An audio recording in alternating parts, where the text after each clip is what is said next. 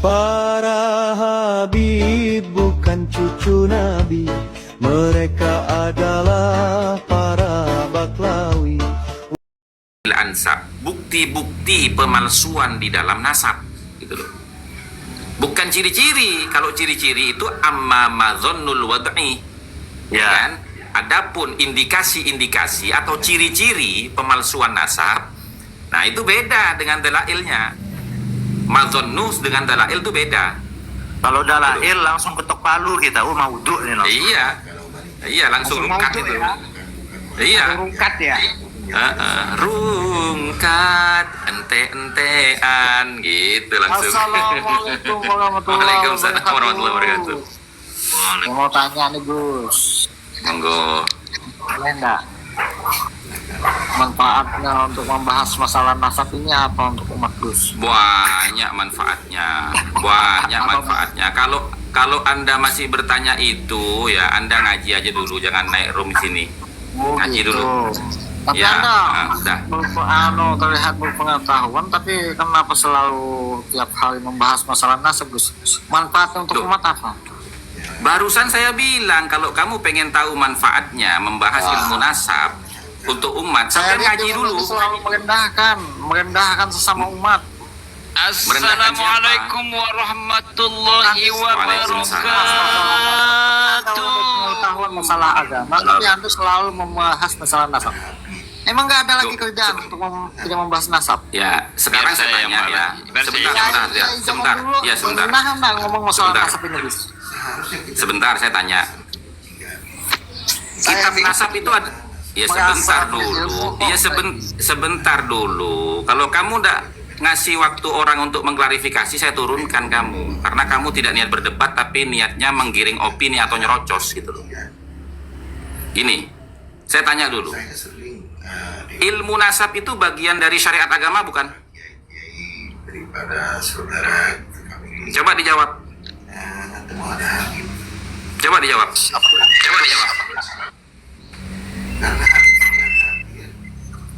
Ilmu nasab itu, enggak saya tanya. Masalah di bidang nasab, tapi saya mau Saya tanya sama saya. Selalu ada. Enggak usah mengulang-ulang pertanyaan. Pertanyaan kamu tuh sudah kita pahami. Sekarang saya tanya dulu. Manfaatnya itu nah. Apakah Kamu dengar ya. Oke, dengar ya. Kamu tadi naik. Sebelum saya besarkan, kamu sudah bertanya, manfaatnya membahas nasab itu apa? Itu pertanyaan pertama kamu loh. Kemudian setelah saya besarkan, kamu bertanya pertanyaan yang sama. Itu namanya mengulang-ulang pertanyaan. Iya, saya Gitu loh. mengulang pertanyaan itu manfaat apa? Nah makanya saya jawab sekarang. Kamu jawab dulu nih. Ilmu nasab itu bagian dari syariat agama bukan? Silaturahmi kan. Anda kok ngomong sih? Oh ya sudah turun. Ya turun. Orang botol mau ngomong di sini, nggak ada faedahnya itu. Terkait manfaat kita membahas kayak Gus Hasan, Kiai Tali Jagat dan lain-lain ini. Lagian langsung diturunin, kasihan nanti nangis dia di pojokan Gus. Nggak apa-apa, mendingan nangis orang faedah begitu itu. Males saya tuh. Kenapa? Udah 3 tahun setengah, Pak. Assalamualaikum. Waalaikumsalam. Gini loh teman-teman, udah 3 tahun setengah, ya kan? Kita itu sudah menyampaikan berkali-kali tentang masalah fatwa Ibnu Hajar yang bagi likulli ahadin ila akhirih. Itu sudah 3 tahun setengah kita bahas itu. Makanya tadi saya katakan kamu belajar dulu aja gitu loh. Iya, maksudnya Masa begini Gus. kita- Biar kita lebih open minded, jadi kita melihatnya dari sisi sosial dan dari sisi yang lain-lain gitu. Bang Satria Coba lihat. kayak mana? Kalau Gini, kita lihat saya itu tadi izin makan Gus. Kelupaan langsung nyuci gitu loh. Langsung sholat jadi agak lama. Iya, Tapi bagus sih sebetulnya untuk kita bahas dikit terkait dengan manfaat membahas nasab. sepertinya jauh lebih bermanfaat gitu ya kita membahas persoalan nasab ini daripada membahas persoalan politik, persoalan ekonomi,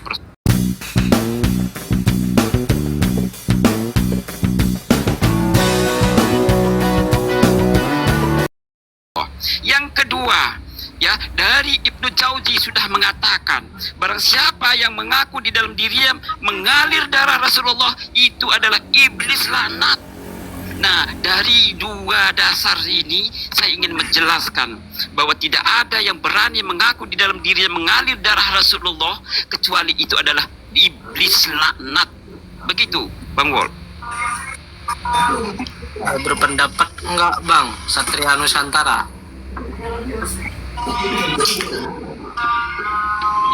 Oh silakan lanjut. Saya tadi tuh belum ngopi, makanya agak sedikit ngegas. Sorry ya. Alafu Bib.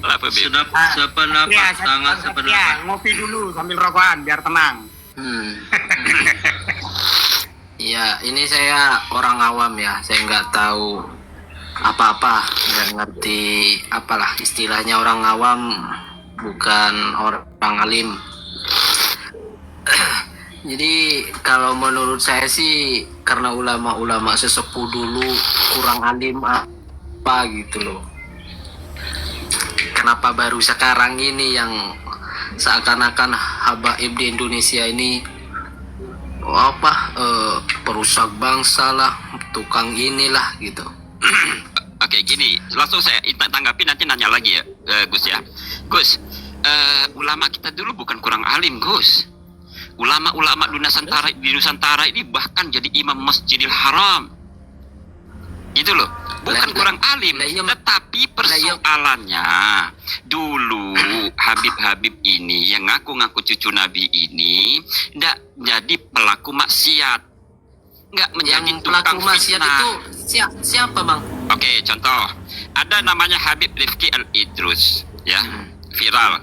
Salah satu korbannya berinisial Ratu Kori. Yang Ratu Kori ini izin untuk konsultasi karena menjadi jamaahnya, diajaklah nongkrong di salah satu resto di hotel, kemudian setelah itu diiclik malamnya. Ada lagi Habib-Habib yang memang menjadi pelaku sodomi, dan itu masyhur, ada di dalam media mainstream, media bukan media sosial ya. Ada lagi banyak sekali Habib-Habib itu yang kemarin terdeteksi, baik itu di Pulau Jawa atau di Pulau Sumatera juga, ada yang merampas istri orang, mengatasnamakan kanjeng Nabi, mengatasnamakan cucu Nabi. Ada lagi yang lebih maksiat lagi, ya kan? Ada beberapa Habib Assegaf itu menjadi pendeta murtad. Ini lebih maksiat daripada maksiat. Iya Bang, kan Habib itu kan tidak maksum Bang. Oke, sekarang kan saya pertanyakan. Betul. Yang maksum itu cuma Nabi. Yang maksum cuma Nabi. Kan gini Bang, apa ya? Kalau habaib begini sodomi, pertanyaan banyak kok ulama-ulama Nusantara yang cabulin santrinya. Oke, saya jawab. Nah, siapapun itu, kemarin juga saya ngobrol dengan salah satu Habib, nama akunnya Iye, di Komal ini juga. Kami debat selama 1 jam. Terakhir saya sampaikan apa? Terserah, silakan Habib-Habib Bani Ba'alwi ini menjadi pelaku maksiat, tah pelaku sodomi, tah ngebunuh orang, tah ngerampok orang, tah istri orang, tah silakan. Tapi jangan mengatasnamakan sebagai zuriat Nabi. Paham? Benar. Jangan mengaku-ngaku sebagai zuriat Nabi. Ini masalahnya. Saya tambahin. Maaf. Bentar kan tali jagat. Kenapa saya melarang mereka untuk kalau pendapatnya Bang Satria Nusantara Ya, itu seakan-akan Habib, kalau Habib itu nggak bisa berbuat maksiat gitu. Bentar ya, sekarang saya tanya Kenapa? begini. Sebentar Bang Satria, sebentar. Begini, Bang Muzakimah, saya tanya. Tadi kamu kan sempat mencontohkan kan, bahwasanya pelaku maksiat itu adalah oknum dari kalangan Ba'alawi, bukan semua Ba'alawi. Itu kan ya, oke. Karena apa? Karena sudah siap, Bang Muzakimah? Kenapa Bang? Iya. Enggak, sampean itu diajak bicara di sini tapi bicara sama orang lain gitu loh. Gimana? Ayo. Oke. Lalu sampean menganalogikan bahwasanya banyak kok dari kalangan para kiai-kiai yang mencabuli santrinya. Oke, saya terima itu. Tapi saya tanya begini ya. Coba tunjukkan satu sejarah. Bahwasanya ada zuriyahnya Nabi, ya, atau orang yang mengaku sebagai zuriyahnya Nabi dan nasabnya tervalidasi dan terverifikasi, itu melakukan tindakan-tindakan kriminal seperti yang dilakukan oleh Ba'alawi ataupun yang lain. Ya bukan sama coba api. Ini Bang, kalau saya kan udah ini ya, apa? Saya ini nggak tahu apa-apa. Cuman oh, ya mau tak tahu apa-apa, ya ambu mau tak tahu apa, ambu. Lo nggak tahu apa-apa kok ngajak ngobrol. Ambu. Pertanyaannya gini Ambu. aja. Gini, itu Udah. yang namanya Udah. yang namanya Gufron itu siapa? Turun. Pasti ngawur nanti itu. Ini Muhyiddin ada yang pinter sih, Gus. Nggak berbobot itu. Cari Muhyiddin yang pinter, Gus. Saya lagi pengen debat hari ini, Gus. Oke. Begini loh Bang Satria. Yang kontra dengan Bang Satria saya aja. Ya. Enggak, saya pengen kontra. Yang kontra sama Bang Satria. Sampai begini, saya Sebentar teman-teman. Sebentar ya. Ya, Gus. Begini teman-teman ya. Sampean itu ya langsung ke poin saja, ndak usah muter ke sana ke sini. Itu buang-buang waktu. Sekarang begini ya. Ketika saya langsung serang titik poinnya, ya kan? Dia langsung lari kemana? Mamak Gufron. Pertanyaan saya, masalahnya di Mamak Gufron itu apa? Wong dia nggak ngaku sebagai zuriyah Nabi. Yang dipermasalahkan ini orang yang melakukan penyesatan akidah, yang melakukan kejahatan sejarah, dan mengaku sebagai zuriyah Nabi. Itu masalahnya. Betul, itu poinnya. Ya betul. Itu akan menjadi merusak daripada salah satu aspek. Tapi kalau menurut saya Bang Satria Nusantara, kayak mana anda mengatakan orang yang mengaku cucu Nabi itu segala aspek, Bang Satria? Mohon argumen. Kita bicara fakta ya, bukan fitnah. Sekarang menurut Wolf, mungkin nggak ada cucu Nabi murtad? Mungkin nggak ada cucu Nabi pelaku sodomi? Mungkin nggak ada cucu Nabi korupsi? Terkait dengan ini semua, saya masuk kepada pertanyaan Kang Gus Hasan tadi. Tolong tunjukkan satu saja zuriyah Nabi yang terverifikasi, tervalidasi, dan tersertifikasi dari Naqawah Ansab Internasional yang dia menjadi pelaku maksiat, pelaku pencabulan, pelaku sodomi. Tunjukkan dengan saya. Enggak minta maaf. Dah akan ada. Kan tadi saya langsung larikan ke pojok. Kalau kamu menganalogikan itu sebagai oknum, sebagaimana banyak para kiai-kiai yang juga terindikasi telah mencabuli santrinya, maka tunjukkan ada nggak sejarahnya zuriyahnya Nabi atau orang yang mengaku sebagai zuriyahnya Nabi yang terklarifikasi dan terverifikasi nasabnya itu melakukan tindakan-tindakan kriminal seperti itu. Kan dia nggak bisa jawab, langsung lari ke Mamak Gufron. Nah, Mamak Gufron itu nggak pernah ngaku cucu Nabi, Pak. Iya, betul. Saya Nggak ngaku cucu Nabi. Kiai-kiai kita tidak ada yang ngaku cucu Nabi. Tapi begini Bang Satria, di dalam Al-Quran itu begini, Bismillahirrahmanirrahim. Qala inni ja'iluka linnasi imamah.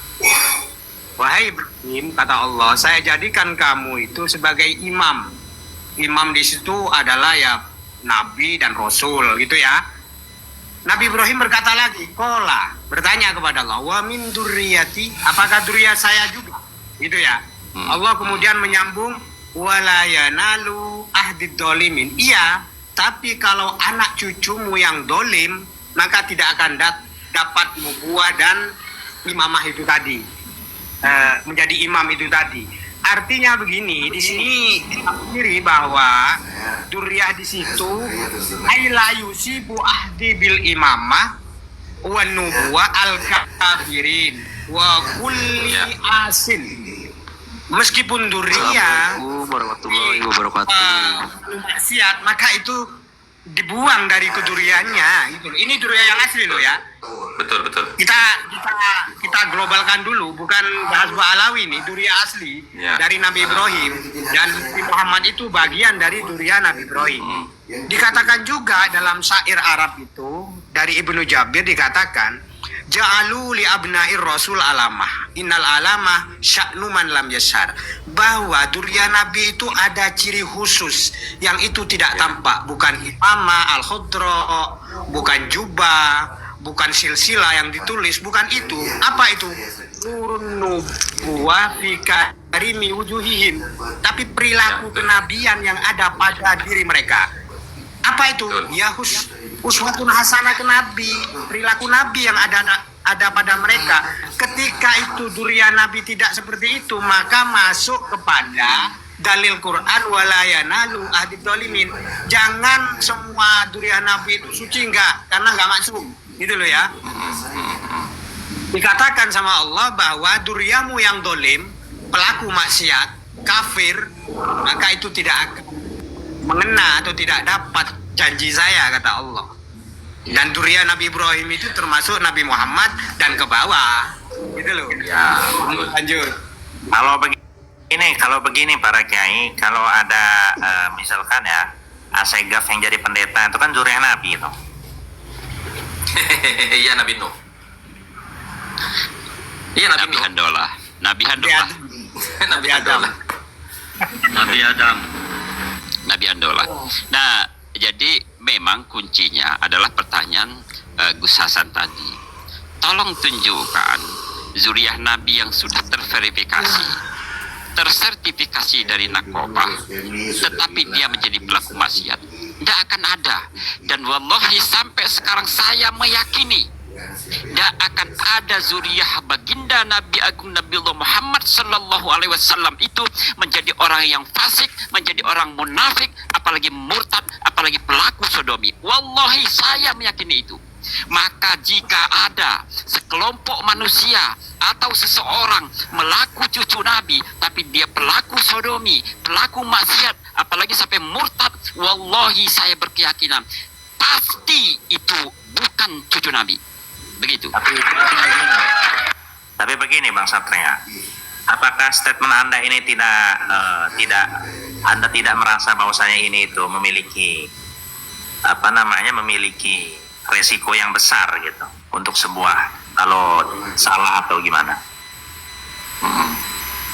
Kayak gini teman-teman, kalau saya sih mau resiko apapun, saya sudah sering katakan dengan teman-teman, saya sudah mewakafkan jiwa raga saya untuk perjuangan ini, untuk menjaga marwah Kanjeng Nabi, apapun resikonya. Begitu. Bukan, maksud saya begini Bang Satria, bagaimana kalau seandainya ada cucu Nabi yang terverifikasi ntar itu melakukan zina gitu? Nggak akan pernah ada, wallahi saya meyakini nggak akan pernah ada. Ini saya agak begini tadi Jagat. Begini. Untuk menjawab pertanyaan dari Wolf dan pernyataan dari Satria Nusantara begini. Ya. Memang dari kalangan ulama Ahlus Sunnah wal Jamaah, ya, dari ulama-ulama mufassirin itu sepakat bahwasanya makna daripada ar-rijsah di dalam ayat innama yuridullahu liyudhhiba ankumur rijsa ahlal bait wa yutahhirakum tathhira.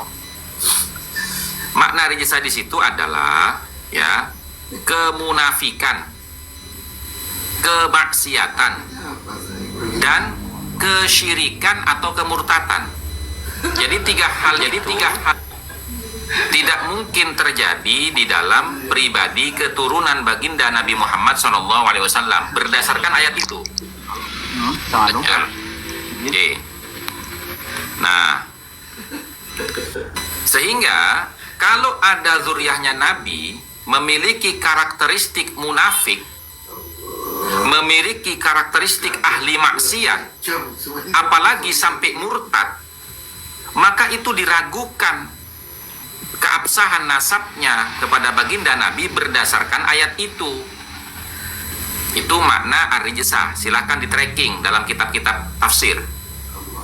Nah, Ya, Gus, kemudian untuk menjawab ya pernyataan daripada Bang Satria, ada hadisnya Nabi tentang fitnatul ahlas, tentang fitnatus sarra, ya kan? Yang bunyinya dukhanuha takhruju min tahti qadamai rajulin min ahli baiti. Sebab musabab terjadinya fitnah sarra ini akibat dari perilaku salah seorang dari keturunanku.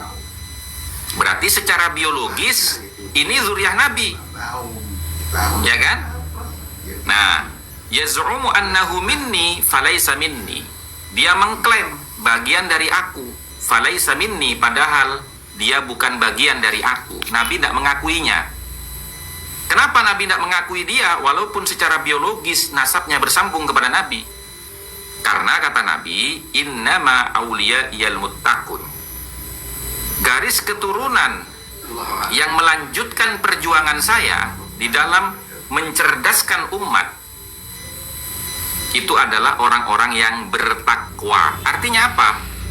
Walaupun ada seorang zuriyah Nabi yang tervalidasi, terkonfirmasi keabsahan nasabnya, tapi kalau perilakunya tidak sesuai dengan syariat yang diajarkan Nabi, maka dia ditolak oleh Nabi secara teologis. Gitu loh teman-teman. Tidak diakui. Tapi begini ya, terkhusus kepada Bang Satria tadi ya. Bukankah di dalam kaidah nasab itu tidak membatalkan Bang Satria apabila seorang zuriyah Nabi itu bermaksiat? Iya, tapi ya kan yang disampaikan oleh Bang Satria ini, ya kan, keyakinan dia zuriyah Nabi yang terkonfirmasi dan terklarifikasi secara teologis gitu loh. Sementara pertanyaannya Bang Wolf ini dalam perspektif kaedah ilmu nasab karena tidak masuk dalam dalailul wad'i, kan begitu? Ya begitu Mas, begitu. Iya. Ya, sekalian saya tambah. Tenang, jangan khawatir teman-teman. Saya sebagai tambahin, host ini Gus. profesional. Saya sebagai host ini profesional. Kenapa saya Gus, meyakini? gedein saya dong Gus, Oke, Ini kan siap. sesi debat sama Bang Satria nih. Iya. Kenapa siap. saya Oh, iya, iya. gedein. Nah, Ya, sebentar. Nggak usah. Bentar. Nggak usah, saya kecil aja. Saya kan memang rakyat kecil, Gus. Nah, Oke. kan gini. Nah, lanjut Bang Satria, lanjut. Ya. Kenapa saya sampai mengeluarkan kalimat kasam untuk meyakini bahwa tidak akan pernah terjadi zuriyah Rasulullah itu menjadi pelaku maksiat, menjadi pelaku sodomi, apalagi murtad. Karena ada satu hadis yang menjadi sindiran. Sebetulnya ini merupakan sebuah garansi personal dari baginda Nabi Agung Nabiullah Muhammad SAW. Akan tetapi kena sifat ketawaduannya, kena sifat kehambaannya Nabi Agung kita Muhammad SAW, maka beliau tidak akan mendahului. Apa kalimatnya? Jikapun putriku Fatimah Az-Zahra mencuri, maka aku yang akan memotong tangannya. Ini sebuah analogi, ini sebuah kata sindiran bahwa Rasulullah menggaransi anak turunannya itu nggak akan menjadi pelaku pencuri. Tetapi seandainya keluar kata-katanya itu garansi, seolah-olah Nabi Agung Nabiullah Muhammad SAW sudah mendahului takdir ketentuan Tuhan, maka keluarlah kalamnya seindah itu. Jadi jangan diartikan bahwa di luar dari konteks. Saya meyakini kalam-kalamnya baginda Nabi Agung, sabda-sabdanya baginda Nabi Agung Nabiullah Muhammad SAW itu atas bimbingan Allah, bahwa ini garansi dari Allah, ini garansi dari baginda Nabi Agung Nabiullah Muhammad SAW, bahwa mustahil Fatimah Az-Zahra akan mencuri. Begitu, host. Ya, saya pengen menanggapi ini. Ya, jadi begini Bang Satria. Di dalam kaidah nasab itu disebutkan likulli ilmin masadiruhu wa maraji'uhu. Pada setiap ilmu itu memiliki sumber-sumber dan rujukan-rujukannya. Nah, di dalam kaidah nasab itu tidak ada kaidah Suaranya itu loh. ya. Suara. ini suara Mukibin ini Gus. Kalau tidak di dalam kaidah nasab itu tidak ada kaidah yang menyatakan bahwasanya ketika seorang zuriat Nabi itu bermaksiat batallah nasabnya. Ini bagaimana Bang Satria? Sebelum kita masuk ke sana, karena ini masalah kaidah nasab. Tadi Wal mengatakan bahwa sebelum kita ilmu, masuk ke inayah, kita harus akad nikah dulu Pak Satria. Nggak usah dijelaskan itu. iya. Ayo jawabannya Bang Satria. Bang Wal tadi menyatakan bahwa setiap ilmu itu ada sumber rujukannya, iya kan? Dan persoalan polemik nasab ini pun karena memang tidak ada rujukan yang jelas kemana pongkol nasabnya Mbak Alwi ini. Selesaikan dulu urusan itu. Gitu loh. Karena ini dataran ilmu. Yang namanya ilmu nasab itu disiplin ilmu. Nah, secara keilmuan ternyata tidak ada rujukan yang jelas terkait dengan nasab Bani Mbak Alwi. Selesaikan dulu itu, baru boleh tanya. Tapi begini Bang Satria, kita tidak usah mengarahkan kaidah nasab ini kepada siapapun gitu. Jadi di dalam kita fokus ke dalam kaidah nasabnya. Di dalam kaidah nasab itu tidak ada yang menyatakan bahwasanya ketika seorang zuriat Nabi itu bermaksiat maka batallah nasabnya. Nah, ini kan tidak sesuai dengan pernyataan Bang Satria tadi ini. Nanti dulu ngebahas masalah itu, selesaikan dulu urusan muroji'nya nasab Alwi. Kena pongkol permasalahan sekarang ini adalah karena tidak merujuk kepada literatur. Tidak ada literasi satupun yang menyatakan bahwa Alwi itu cucu Nabi. Lah tadi kan saya berpegang pada pendapat Wolf ya, bahwa yang namanya ilmu itu, ya kan, harus ada dasarnya, harus ada rujukannya. Hari ini kita lagi ngebahas masalah nasab dalam perspektif nasab Mbak Alwi. Muroji'nya kemana itu Mbak Alwi? Jelaskan dulu itu, baru boleh tanya yang lain. Tapi saya lebih tertarik untuk membahas secara konseptual dulu Bang Satria. Nah, kalau membahas masalah konsep, jangan dengan Satria Nusantara. Urusan Satria Nusantara ini kan ngejaga Nusantara ini dari rongrongan Habib-Habib Bani Mbak Alwi Yahudi Askenazi yang ngaku-ngaku cucu Nabi. Ya sudah. Begini ya, rujukan daripada Mbak Alwi ini, mereka ini sudah memenuhi syarat daripada salah satu turuk Gus Hasan, yaitu adalah syuhra wal istifadah. Itu sudah biijma'il ulama itu Gus Hasan. Ini bagaimana nih? Nggak usah ngomongin ijma'il ulama, ini bukan masalah ijma'. Gini loh. Jadi oke, saya jelaskan secara saintis ya. Secara saintis. Jangan gitu juga. Saya saya bisa nggak pakai sound card saya, tinggal pijit hidung dua-duanya. Salah kalau dinilai dari syuhra wal istifadah. Hidungnya pesek gue ini. Saya merujuk dari narasi-narasi lama yang disampaikan Kang Ade Irawan, bahwa yang namanya dalam menentukan persoalan nasab, siapapun nasabnya itu, pertama harus melalui proses verifikasi. Setelah diverifikasi, baru masuk ke proses falsifikasi. Setelah falsifikasi, baru masuk ke proses sertifikasi. Nah, kalau Wal belum paham, saya jelaskan satu persatu, biar agak cerdas jadi muhibbin. Karena rata-rata muhibbin itu memang ada pekok. Bahasanya jangan ketinggian tapi Bang Satria, saya nggak paham nanti kalau ketinggian. Oh ya, kalau ketinggian ya, karena memang rata-rata muhibbin itu kan standarnya di bawah mukimat. Tangga aja gampang Mas, pakai tangga aja kalau ketinggian. Kalau saya bersuuzon seperti ini ya, saudara-saudara para guru ya. Jadi memang ada rencana atau permufakatan jahat upaya mereka mendegradasi atau menjelekkan Nabi Muhammad SAW. Mereka mengaku sebagai cucu Nabi, kemudian mereka bertingkah semau mereka karena mereka cucu Nabi, sehingga dampak akhirnya yang jelek nanti Nabi Muhammad. Itu suuzon saya seperti itu. Kalau itu bukan suujon, Bang Denmas, itu memang fakta. fakta. Jadi kalau kita kembali kepada sejarah, siapa sih Bani Ba'alwi ini? Mereka adalah min Bani Fatimiyun. Kemungkinan besar indikasinya sangat kuat ke situ. Kenapa mereka dendam dengan Kanjeng Nabi? Karena yang memberantas mereka adalah Panglima Salahuddin Al-Ayyubi. Siapa Salahuddin Al-Ayyubi? Itu salah satu panglima dulu. Atas perintah Tuan Syekh Abdul Qadir Al-Jilani. Siapa Tuan Syekh Abdul Qadir Al-Jilani? Itu adalah min zuriyati Rasulullah. Maka ketika Bani Fatimiyun ini diberantas sama Panglima Salahuddin Al-Ayyubi atas perintah Tuan Syekh Abdul Qadir Al-Jilani, disitulah pongkol awal dendam dari Bani Ba'alwi kepada zuriyah Kanjeng Nabi sekaligus dendam kepada Kanjeng Nabi.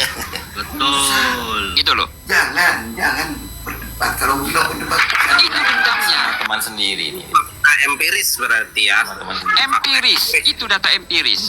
Ngapunten, Maka wajar. izin turun dulu nggih. Ngapunten. Assalamualaikum warahmatullahi wabarakatuh.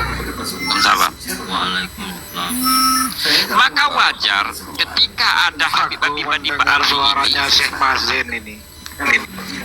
Iya, di dalam dia lagi atau maka wajar ketika Habib-Habib Bani Ba'alwi ini ada nabi-nabi tandingan, Nabi Handolah, ada wali tandingan namanya Fakihil Muqaddam. Hebatnya Fakih Muqaddam itu mampu mi'raj 70 kali, itu pun dengan kendaraan kambing. Berarti ingin menunjukkan bahwa belum seberapanya mukjizat Kanjeng Nabi itu bisa Isra wal Mi'raj ke Sidratul Muntaha dengan kendaraan fasilitas dari Allah berupa burak. Tuh contohnya Fakih Muqaddam, tidak perlu fasilitas dari Allah, tidak perlu burak, hanya dengan kambing dia bisa mi'raj, bukan cuma 1 kali tapi 70 kali. Dan ini merupakan penghinaan kepada Kanjeng Nabi. Ada yang